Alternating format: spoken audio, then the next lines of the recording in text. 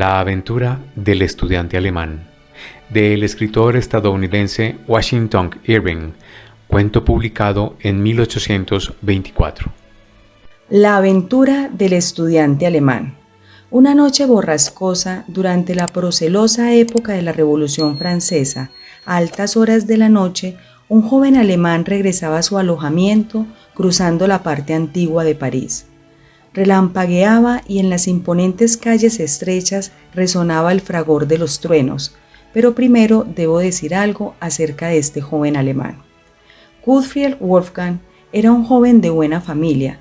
Durante algunos años había estudiado en la Universidad de Gotinga, pero como tenía un espíritu entusiasta y era un visionario, se dedicó a esas extrañas doctrinas especulativas que durante tanto tiempo han fascinado a los estudiantes alemanes.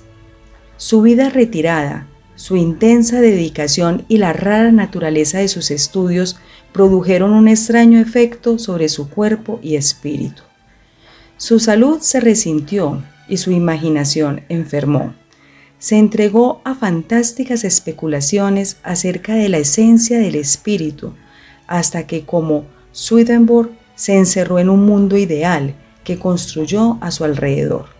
Se imaginaba, sin que se sepa cómo ni por qué, que sobre él pesaba una influencia diabólica, que un genio o espíritu maligno buscaba posesionarse de él y perderlo.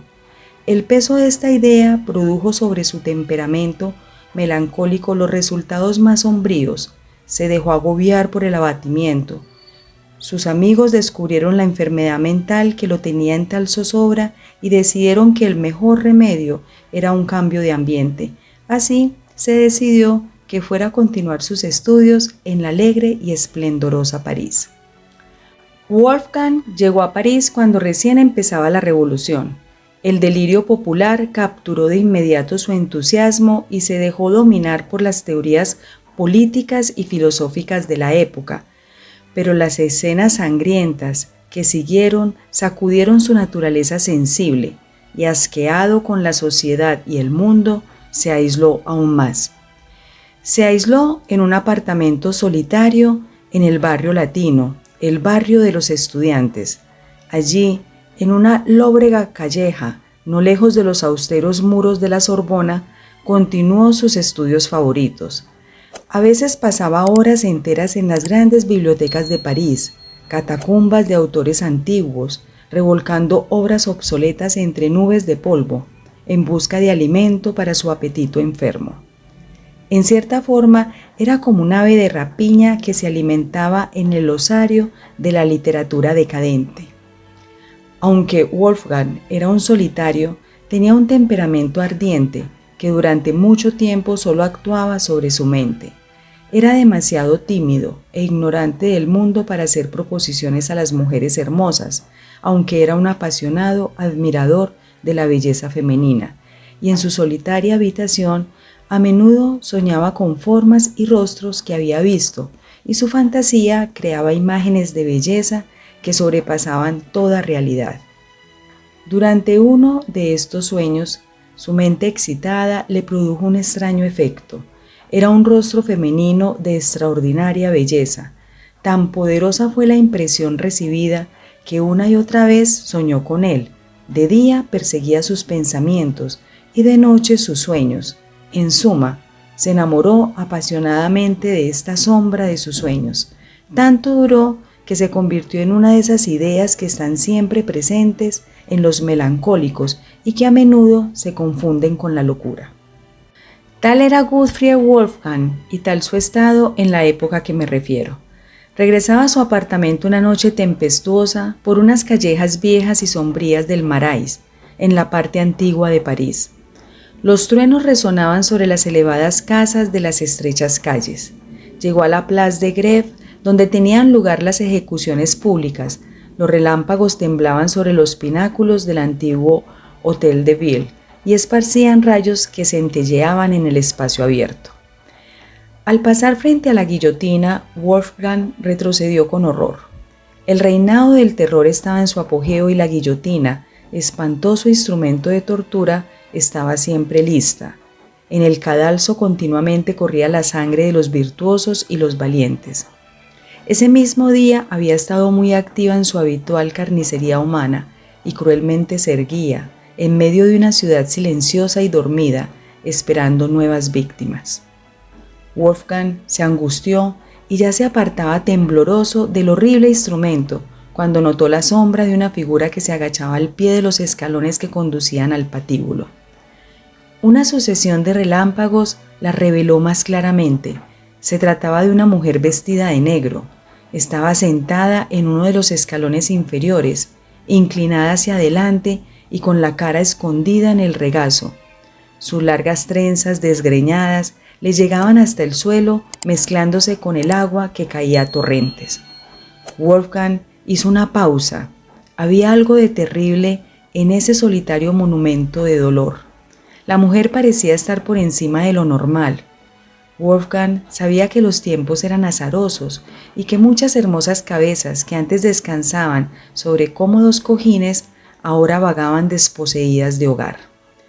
Quizás se tratase de una doliente con el corazón destrozado, a quien la temible hacha había dejado solitaria, a quien le habían arrebatado sus seres más queridos para arrojarlos a la eternidad.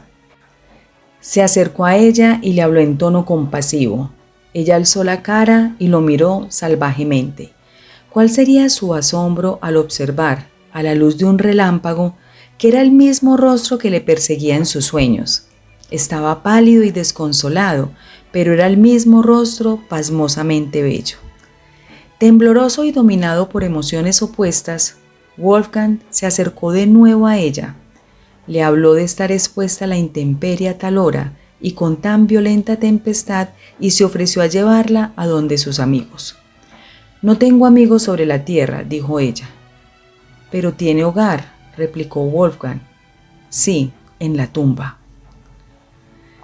«Si un extraño puede haceros tal ofrecimiento», dijo él, «sin peligro de ser malinterpretado, os ofrezco mi habitación como refugio, y yo me ofrezco como un amigo devoto.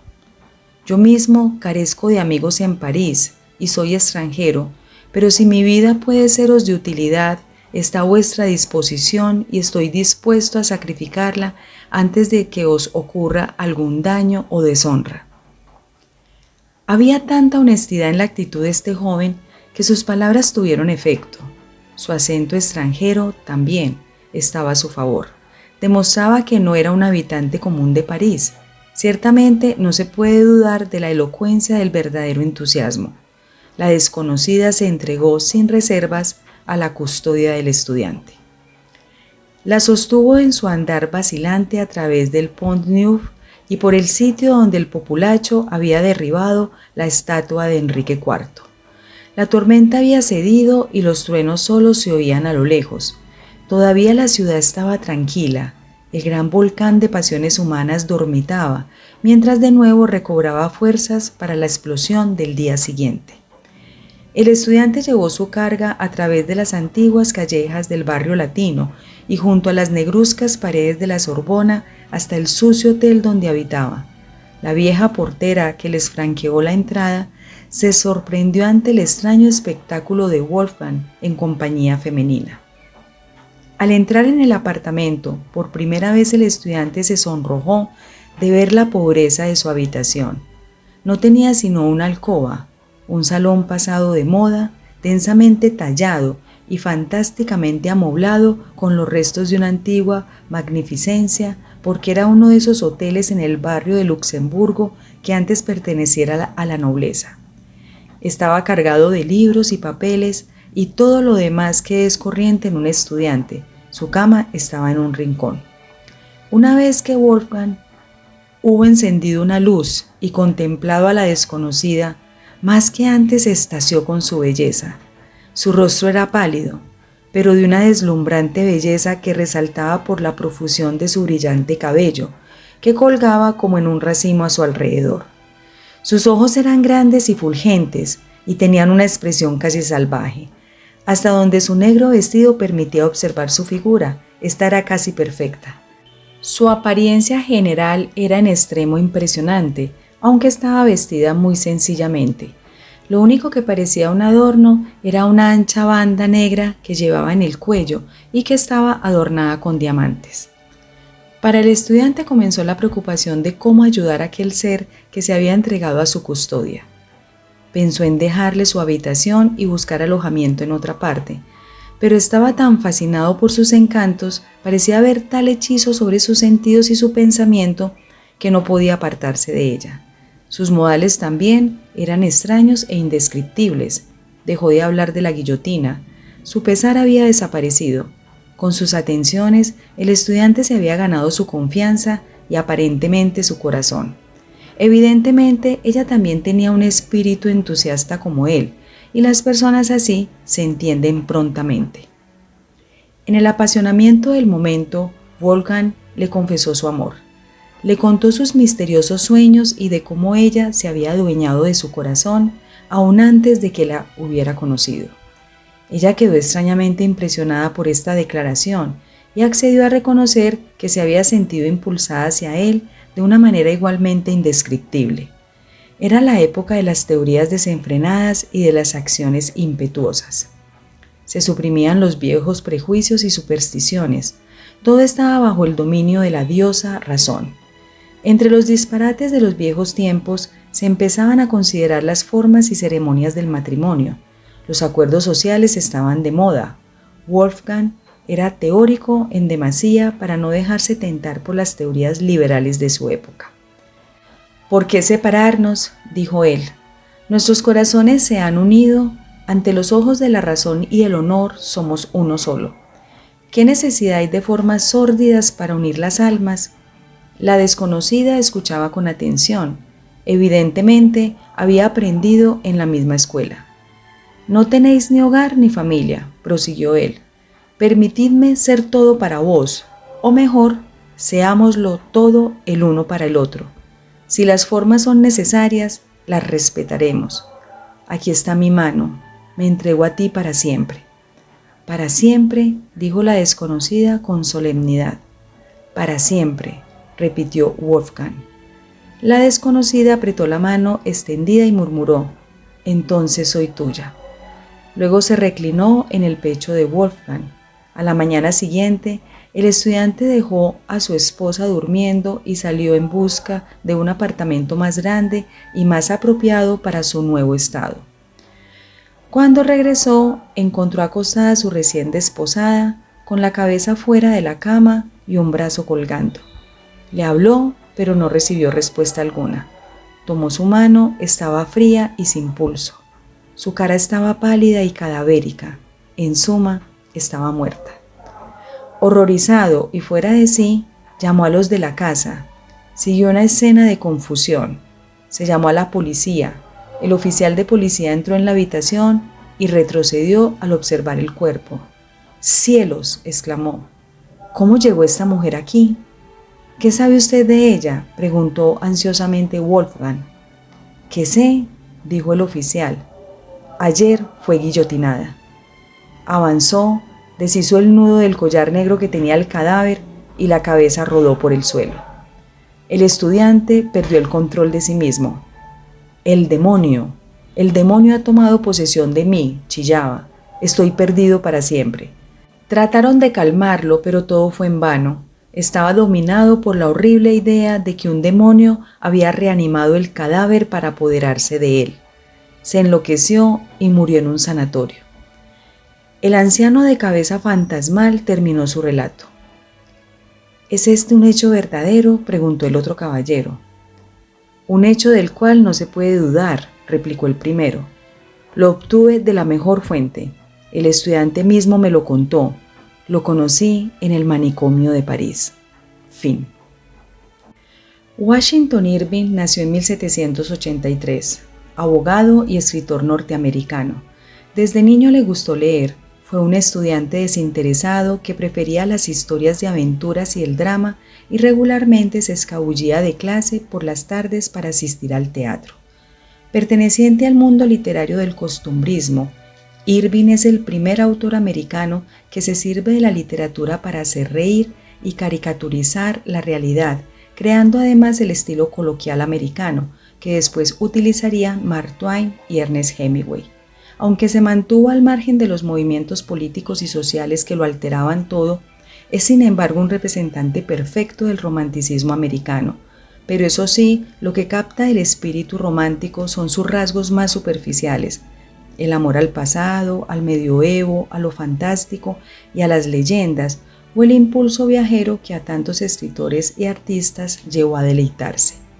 Irving dejó la abogacía para dedicarse a la literatura, escribiendo para varios periódicos y publicando en 1807, junto a su hermano William, una serie de ensayos y poemas satíricos recogidos en un libro llamado Salmagundi, o Extravagancias y opiniones del señor Lancelot Langstaff y otros.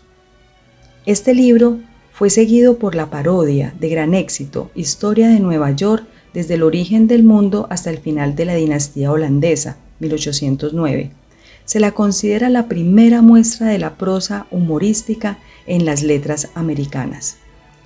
Irving viajó a Inglaterra, donde conoció escritores famosos de su tiempo. A su vuelta, animado por Walter Scott, escribió el libro de los bocetos, una serie de ensayos y cuentos publicado en Estados Unidos en 1819 en varios volúmenes y en formato de libro en Inglaterra en 1820.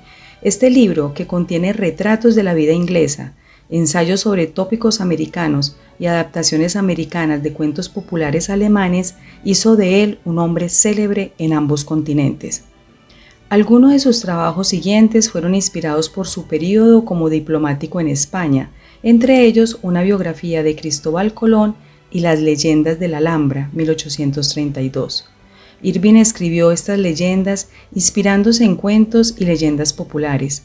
Como estudioso de la historia y el folclore, el escritor norteamericano se quedó impresionado de la riqueza de historias antiguas que había en España y elaboró sus famosos cuentos con el material que recogió. Después se unió al mundo literario de Londres como secretario de la Legación de Estados Unidos y volvió a América en 1832, donde tuvo una bienvenida entusiasta por ser el primer autor americano que había conseguido fama mundial. Irving fue uno de los primeros prosistas de las letras norteamericanas.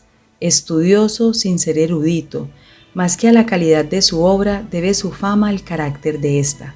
Gran parte de esa fama no le vino por lo que hizo, sino por ser el primero en hacerlo. Los primeros cuentos cortos, algo tan característico de la literatura norteamericana, los escribió él. También fue el primero que hizo del humor, de la sátira burlesca, un arma literaria. Irving se recreaba en el detalle, disfrutaba con las descripciones y siempre de una manera sencilla, sin el menor rebuscamiento. Perfecto romántico por su amor a la historia pasada que, como ciudadano de un país recién creado, debe buscar en Europa, y muy atraído por lo exótico y pintoresco, encontró en España una fuente de inspiración inagotable, y aunque en sus escritos sobre España falta el rigor científico, no carecen de encanto. Washington Irving murió en 1859 en Estados Unidos. Gracias por escuchar. Narradores: Marilena Gil y Fernando Gutiérrez. Libromante es un proyecto enfocado en la difusión de obras literarias. Suscríbete y siempre recibirás nuestro contenido.